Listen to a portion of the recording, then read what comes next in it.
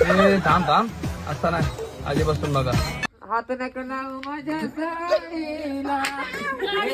तर राम राम मंडळी. तर सोन्या पाटलाला दणक्यात फॉलो करून घ्या. आम्ही निघालेलो वायशी बाहेर. मग नवरी मुलीने लगेच मेकअप चालू केलता. मी म्हणलं बाहेर इशे काय चालू आहे जरा बघून घेऊया. तेवढ्याच बघतोय पाटलीन माझा इशे. ऍक्च्युली रेंज रोव्हर कार घेण्याचं हे माझं ड्रीम होतं.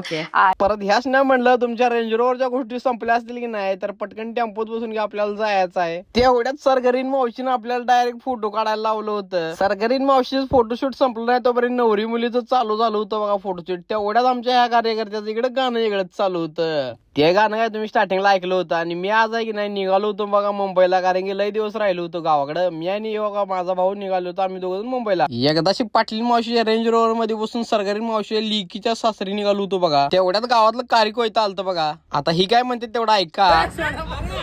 हे बघा गावातली पोराशी वरडून चिडवायला लागली होती. टेम्पो एवढ्या जोरात जाताना आदळी कळायचं बंद झालतं.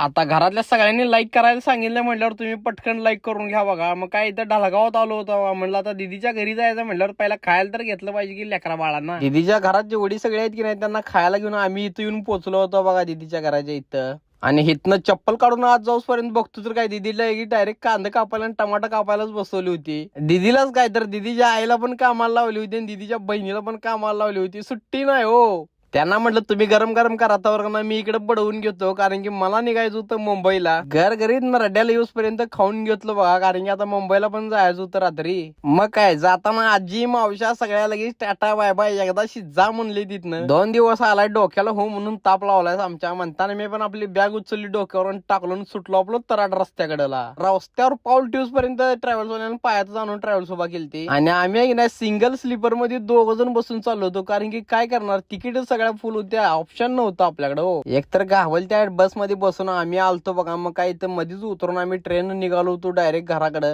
एकदाशी 6:30 वाजता येऊन आमच्या स्टेशन वरती उतरून मग काय फायनली एकदा घराला आल्यावर जरा बरं वाटलं. आता चला झोपतो बाय बाय.